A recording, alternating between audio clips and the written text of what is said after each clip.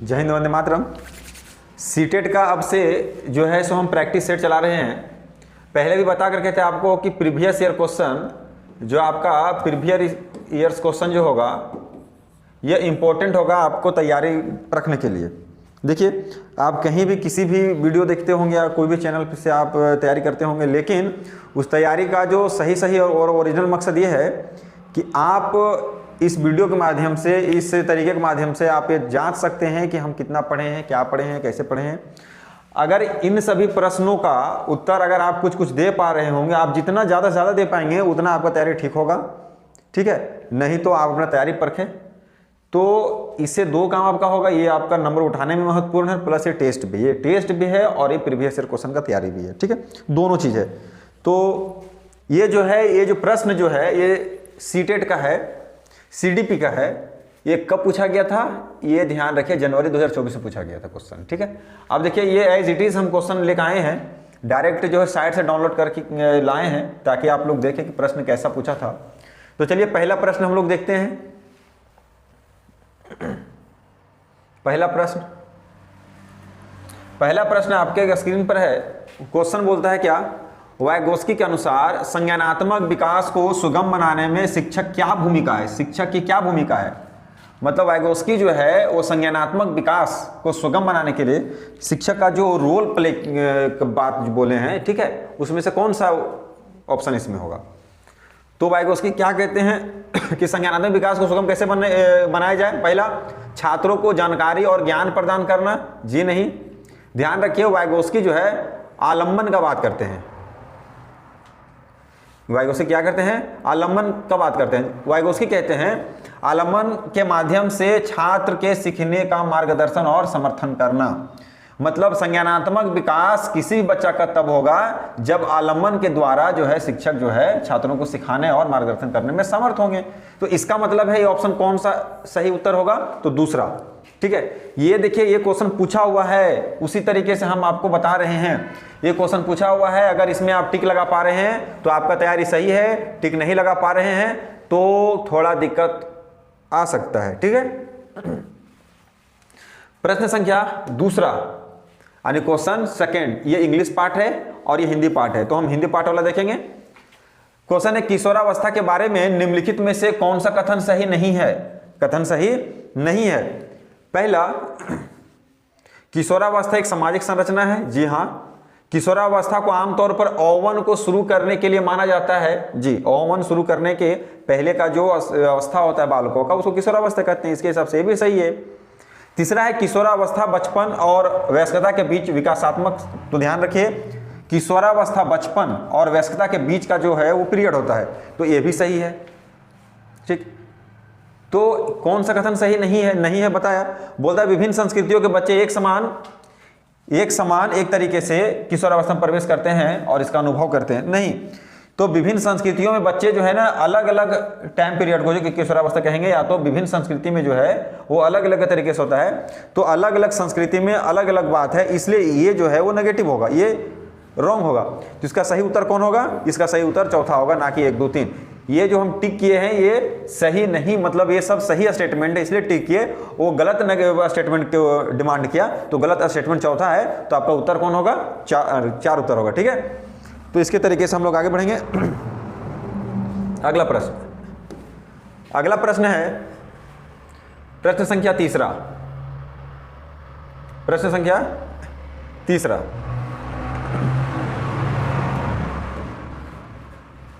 बोलता है, सुजाता नृत्य प्रतियोगिता में केवल इसलिए उत्सुकता से भाग लेती है क्योंकि वह नगद का प्रथम पुरस्कार जीतने में रुचि रखती है। तो सुजाता जो है वह नगद पुरस्कार जीतने में रुचि रखती है। तो ये जो इस कौन चैप्टर का है, अभी प्रेरित, ठीक है, मोटिवेशन से है। तो सुजाता कैसे प्रेरित है, आंतरिक रूप से प्रेरित है, नहीं बाहरी रूप से प्रेरित है। तो हाँ, तो आगे चलते हैं हम लोग। तीसरा प्रश्न है,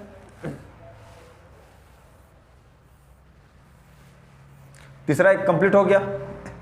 चौथा प्रश्न देखिए,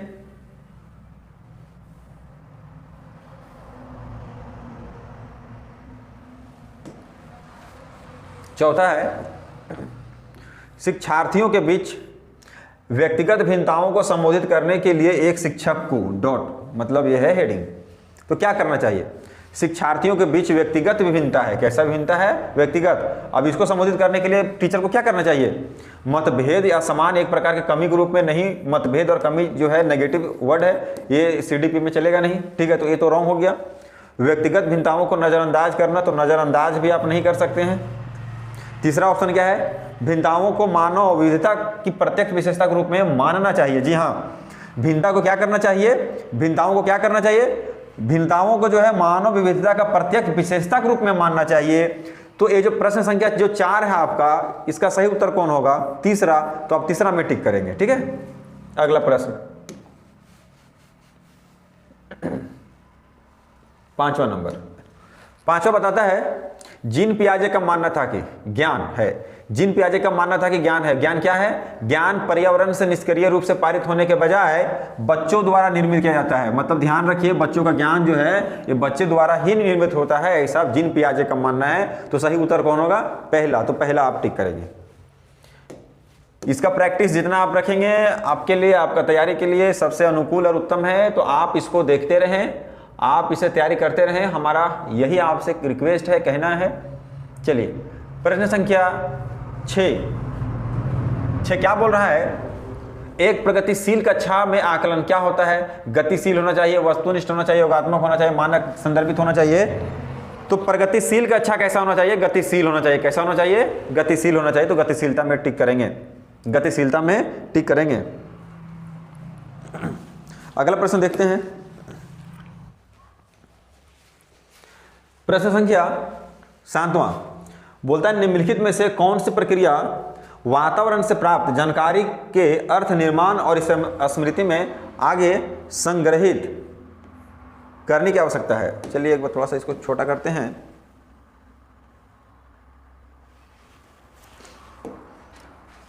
बोलता है, देखो क्वेश्चन जो है ना तोड़ के पढ़ेंगे कि कौन सी प्रक्रिया वातावरण से प्राप्त जानकारी के अर्थ निर्माण और इसे स्मृति में आगे संग्रहित करने के लिए आवश्यक है। मतलब प्रक्रिया में क्या ध्यान देना, क्षय होना, भूलना, पुनर्प्राप्ति। क्वेश्चन है कि जो वातावरण से जो हमें जानकारी प्राप्त होता है उसका अर्थ निर्माण करने में और उसे याद रखने में, स्मृति में हमेशा के लिए संग्रहित कलेक्शन करके रखने में, ठीक है, रिसीव करने में क्या जरूरत है, तो ध्यान देना जरूरत है। अगर आप किसी चीज को ध्यान से पढ़ते हैं और उसका अर्थ अपने से बनाते हैं तो वो आपको वो स्मृति में हमेशा रहेगा, याद हमेशा रहेगा, ठीक है। इसका सही उत्तर कौन हो जाएगा, पहला। तो पहला को टिक करें आप। अगला प्रश्न है, प्रश्न संख्या 7, प्रश्न संख्या 8वां। प्रश्न संख्या 8वां देखिए, 8 क्या बता रहा है,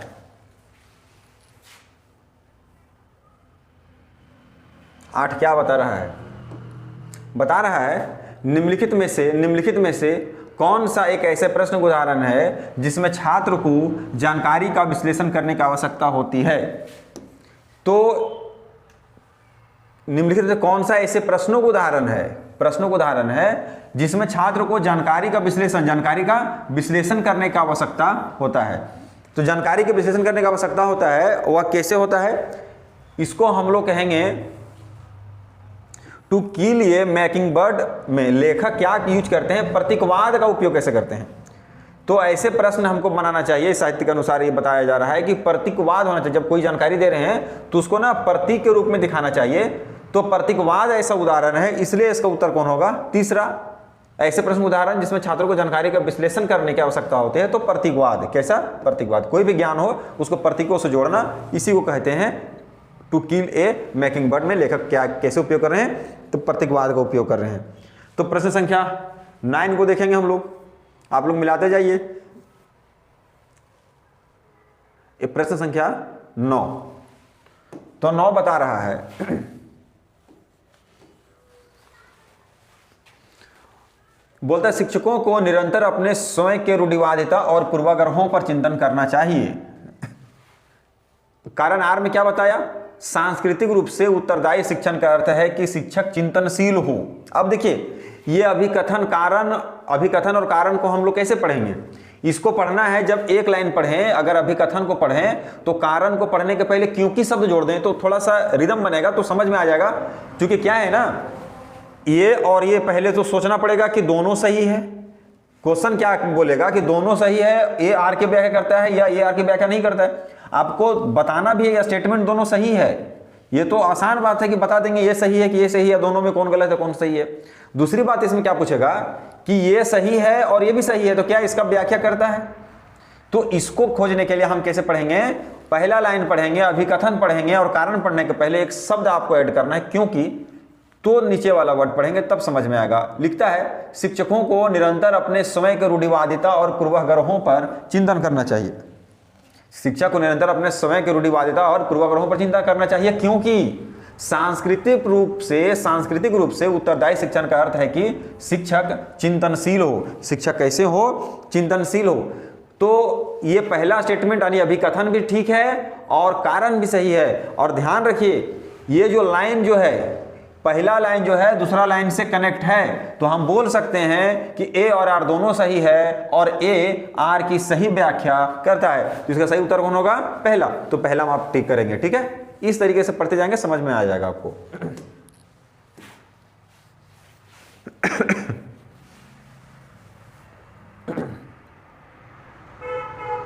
क्वेश्चन संख्या 11, क्वेश्चन संख्या 11 में देखिए क्या बताया गया। बोलता है कोहल वर्ग के नैतिक विकास, कोहल वर्ग से संबंधित प्रश्न है।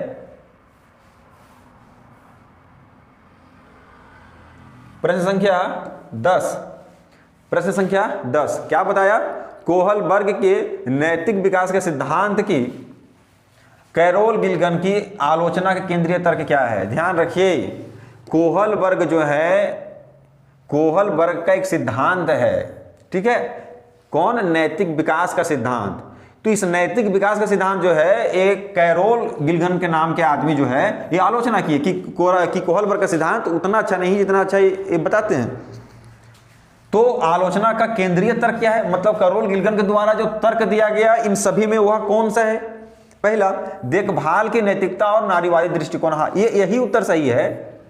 कैरोल गिलगन क्या बोले थे कि देखभाल और नैतिकता का जो है सिर्फ नारी नहीं, इसमें पुरुष वर्ग का भी आपको शामिल करना चाहिए था। इस लाइन का मतलब ये हुआ कि बच्चों की देखभाल में नारीवादी, मतलब ध्यान रखिए सिर्फ महिलाओं का ही योगदान होता है। तो इसको जो है सो कैरोल गिलगन जो है वो नकारते हैं। तो आलोचना का केंद्रीय तर्क यही है कि देखभाल और नैतिकता में नारीवाद दृष्टिकोण जो कोहल वर्ग का है ये गलत है। तो इसका सही उत्तर कौन हो जाएगा, पहला। तो पहला हम आप इसका टिक करें। अगला प्रश्न, प्रश्न संख्या 11,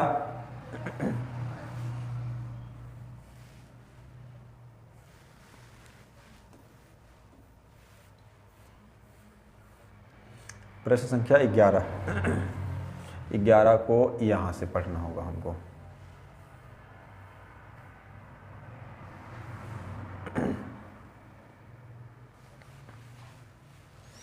चलिए 11 प्रश्न देखते हैं, लिख सकते हैं।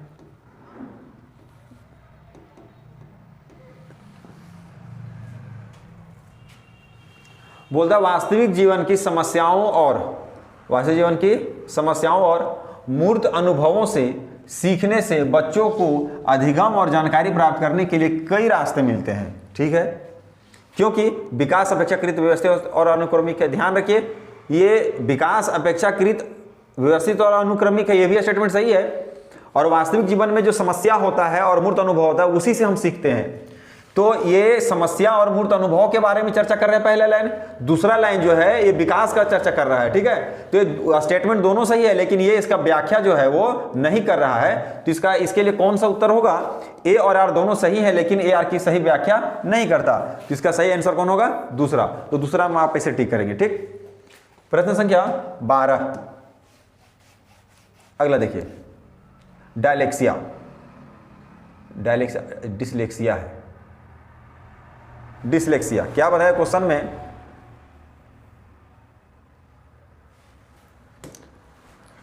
प्रश्न बता रहा है यह पठन वैकल्य यानी डिसलेक्सिया। तो डिसलेक्सिया डॉट डॉट डॉट स्थिति है जो शिक्षार्थी की डॉट की क्षमता को प्रभावित करती है। तो ध्यान रखिए इसमें 2 खाली स्थान है और आपका उत्तर में जो है वो 2 उत्तर भी है, ठीक है, कॉमा के बाद, कॉमा के बाद और कॉमा के बाद। तो सबसे पहले समझिए डिसलेक्सिया एक बीमारी है, ठीक है। तो कौन सा बीमारी है? वह बीमारी का नाम है न्यूरोलॉजिकल बीमारी है वो। तो इसके हिसाब से ए वाला सही चल रहा है। और डिसलेक्सिया से क्या होता है, शिक्षार्थी के ना ध्वनि के प्रतीकों के चिन्ह के साथ जोड़ने में समस्या आती है। मतलब जो वो आवाज सुनते हैं, जो वह साउंड सुनते हैं, उसके साथ कोई प्रतीक चिन्ह को जो ऐड करने में उनको समस्या होती है। इसी का नाम जो है डिसलेक्सिया है। इसी का नाम क्या है? डिसलेक्सिया है। तो इसका सही उत्तर कौन होगा? इसका सही उत्तर जो है दूसरा होगा, क्योंकि ये जो बीमारी है ये जो है न्यूरोलॉजिकल है। और इससे क्या प्रभावित होता है? कौन सा क्षमता प्रभावित होता है? इससे क्षमता प्रभावित होता है ध्वनियों की प्रतीकों चिन्ह के साथ जोड़ने में। जो साउंड सुन के कोई चिन्ह जो जोड़ा जाता है वह बच्चा नहीं जोड़ पाता है, उस समय उसका बीमारी जो डिसऑर्डर होता है उसको हम लोग डिसलेक्सिया कहते हैं। चलिए अगला प्रश्न को हम लोग देखते हैं।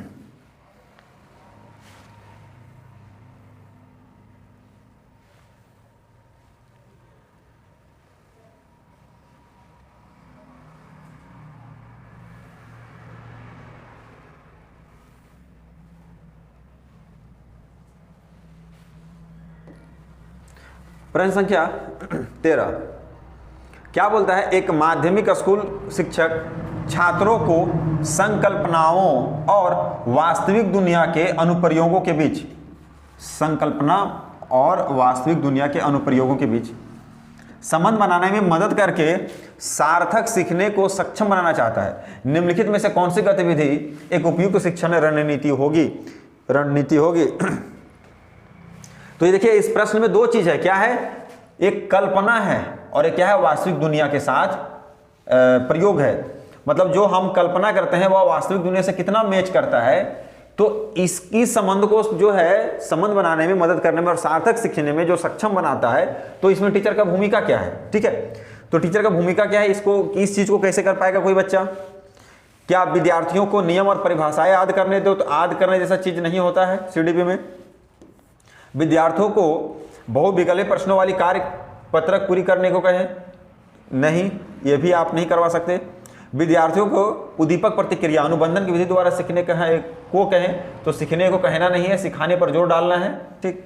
14 है छात्रों को छोटे समूहों में वर्तमान मुद्दों पर शोध करने दें और अपने निष्कर्ष कक्षा में प्रस्तुत करें।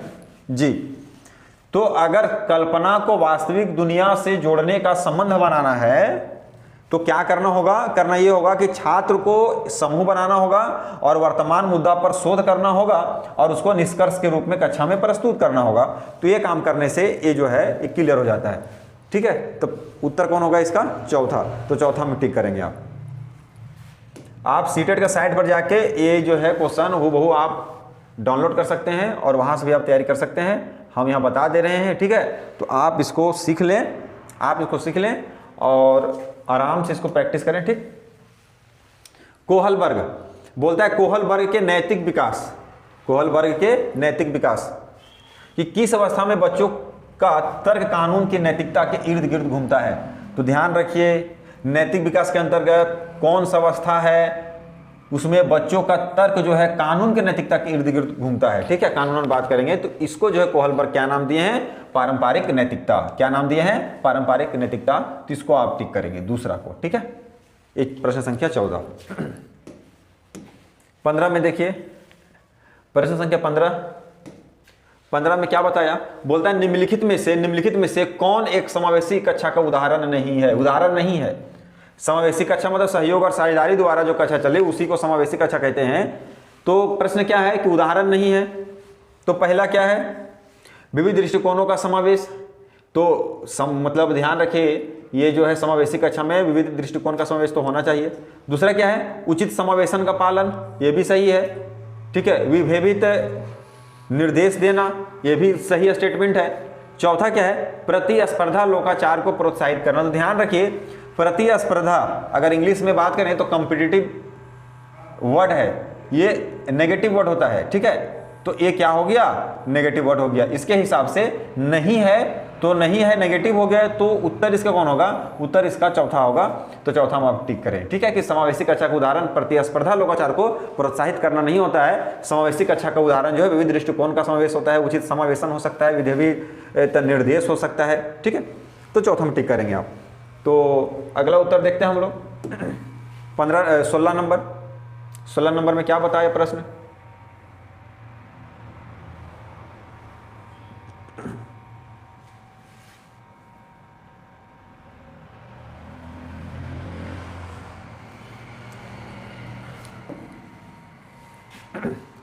प्रश्न संख्या 16 बताता है रचनात्मक मूल्यांकन के लिए कार्य की प्रगति को दर्शाते पोर्टफोलियो एक प्रभावी प्रणाली है, क्योंकि वे मूल्यांकन की प्रक्रिया में छात्रों को शामिल करते हैं, ये भी सही बात है। वे व्यक्तिगत छात्रों की प्रगति के बारे में अंतर्दृष्टि प्रदान करते हैं, ये भी बात सही है। वे मुख्य रूप से अंतिम उत्पाद की प्रस्तुति पर ध्यान केंद्रित करते हैं। तो ये ध्यान रखिए, अंतिम उत्पाद जो है ये इसको पोर्टफोलियो में शामिल नहीं किया जाता। डी में क्या है, वे छात्र अधिगम को ठोस सबूत पेश करते हैं, तो ये भी राइट स्टेटमेंट है। इसका मतलब जो है ए, बी और डी ये तीनों पोर्टफोलियो में हम लोग शामिल कर सकते हैं।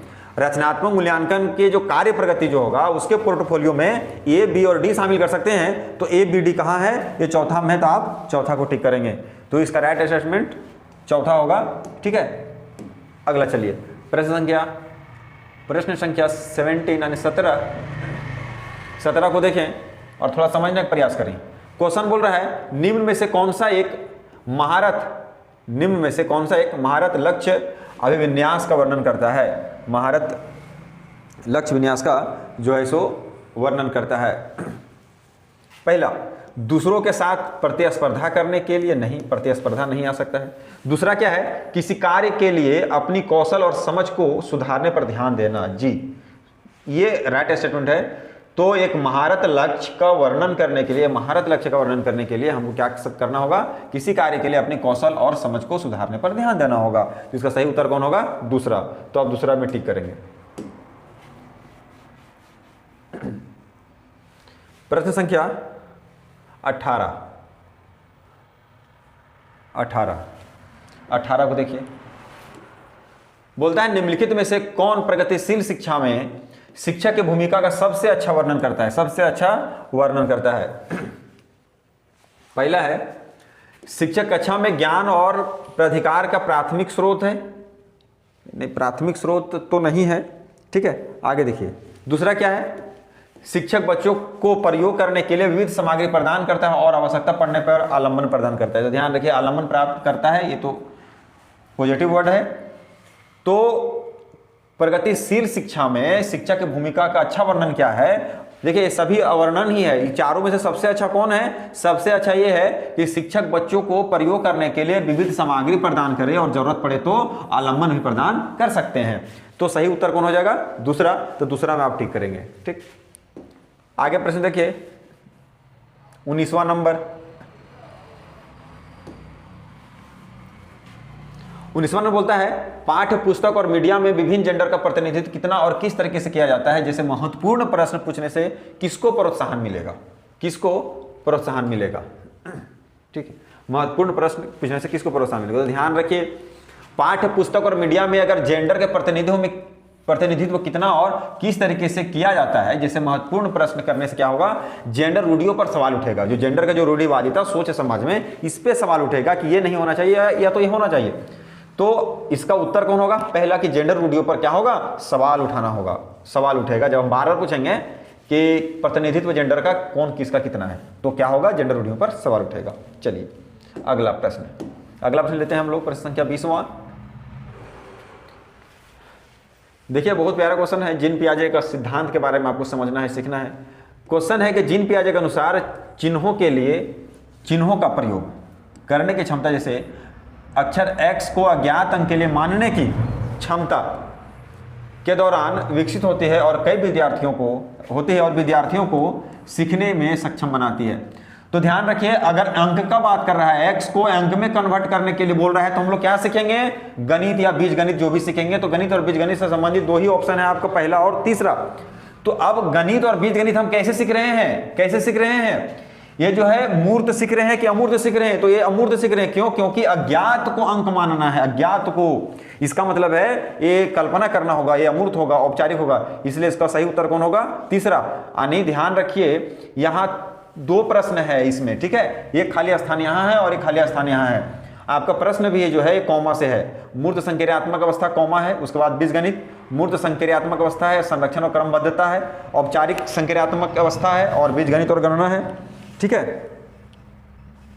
बीजगणित और गणना है। चौथा है औपचारिक संक्रियात्मक अवस्था है, संरक्षण और क्रमबद्धता है। तो ये जो है आपको ये समझना है कि क्या ये मूर्त है कि अमूर्त है। तो अमूर्त चीज को सोच रहे हैं इसलिए औपचारिक हो गया। तो इसका राइट स्टेटमेंट कौन होगा? तीसरा।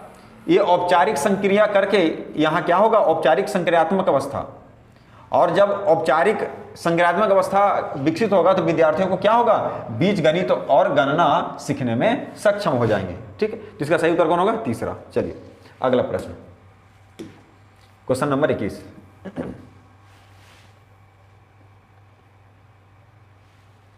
Question number 21।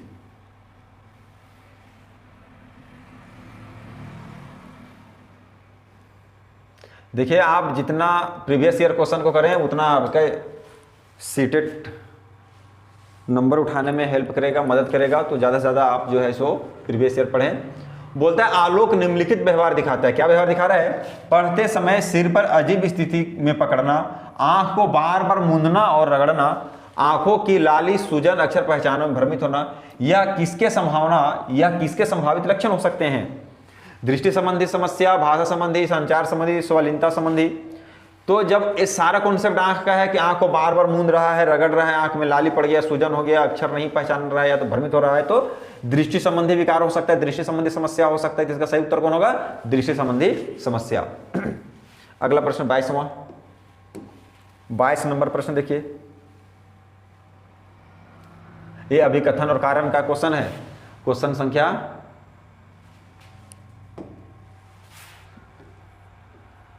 22, ठीक है? प्रश्न संख्या 22। तो 22 को देखिए। बोलता है एक समावेशी कक्षा में सीखने के लक्ष्य शैक्षणिक रणनीतियों के साथ साथ आकलन में अनुकूल किया जाना चाहिए, ठीक है? क्योंकि समावेशन का दर्शन शैक्षिक दृष्टिकोण और मूल्यांकन के माध्यम से सभी व्यक्तिगत मतभेदों को समाप्त करने की वकालत करता है। तो ध्यान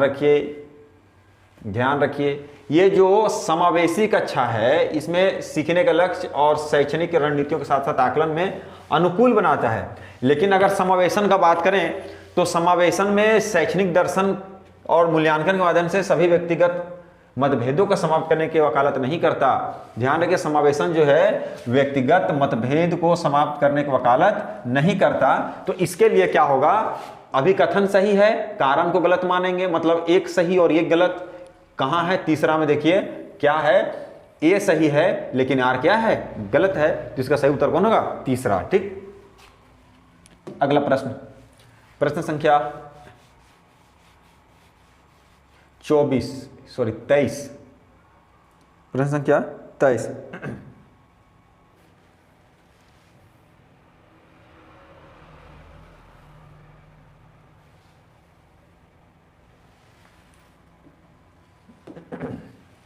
बोलता है एक 24 संख्या, ठीक है? एक शिक्षिका ने नोटिस किया कि उसका एक छात्र अत्यधिक विचलित है और उसे कक्षा के दौरान ध्यान देने में परेशानी होती है। कक्षा के दौरान जो है ध्यान देने में क्या होता है? परेशानी होता है।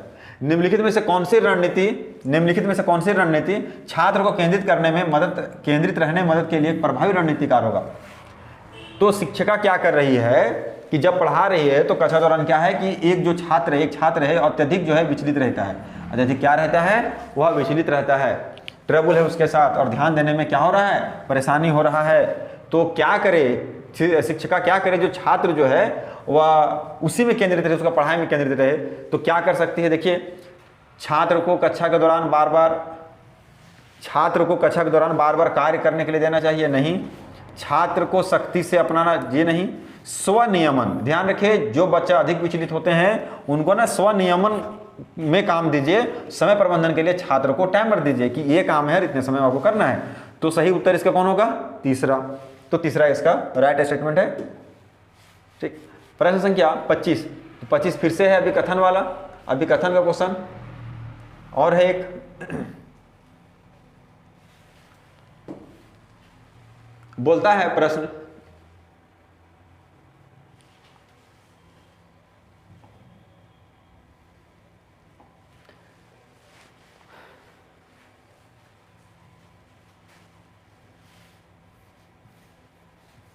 पच्चीसवां नंबर है, यहाँ 25 लिखना होगा, 25 लिख देते हैं।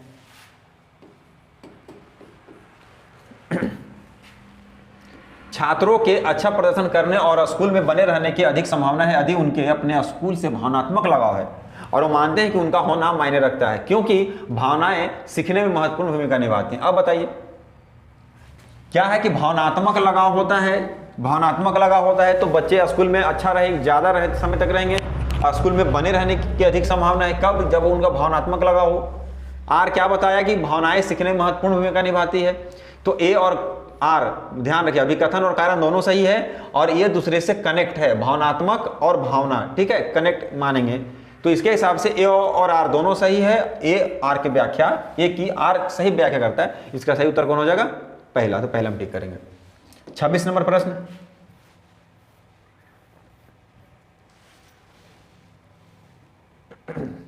छब्बीस नंबर प्रश्न को देखें आप।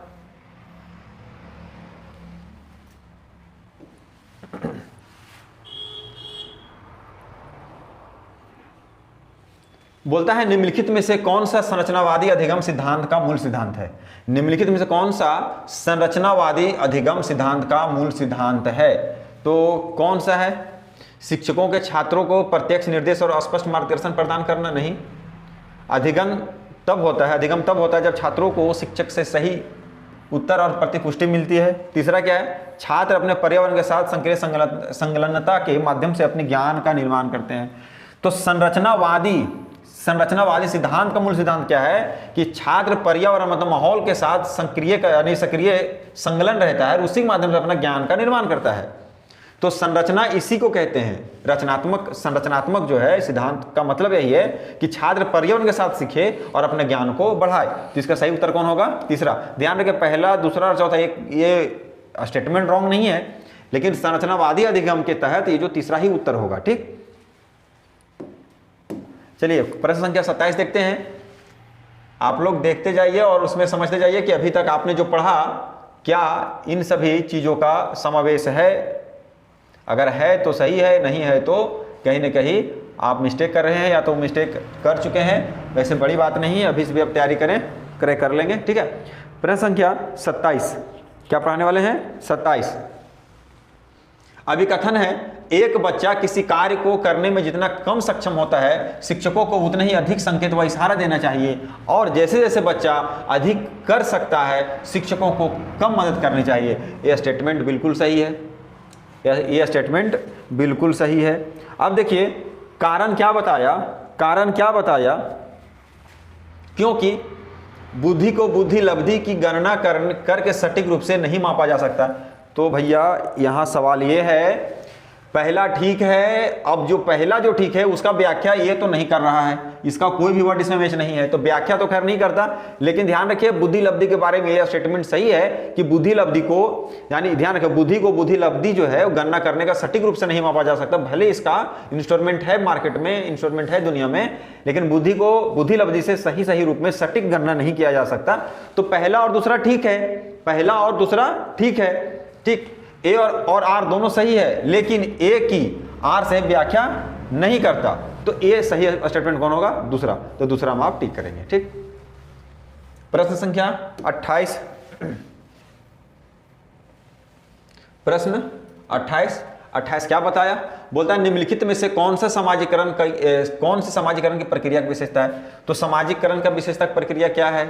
तो ध्यान रखिए यह रेखीय प्रक्रिया, ये भी सही है। बी में क्या है? यह जटिल प्रक्रिया है, ये भी सही है। यह एक बहुयामी प्रक्रिया है या भिन्न संस्कृति। तो ध्यान रखिए ABCD सब सही है, ABCD कहाँ है वहाँ टिक लगा दीजिए आप। तो चौथा में टिक करें। प्रश्न संख्या 29 फिर से है अभिकथन और कारण। तो अभिकथन कारण का क्वेश्चन 4-5 तो हो गया। ठीक है, अगर थोड़ा सा आप इसको कर लें तो आपके लिए बहुत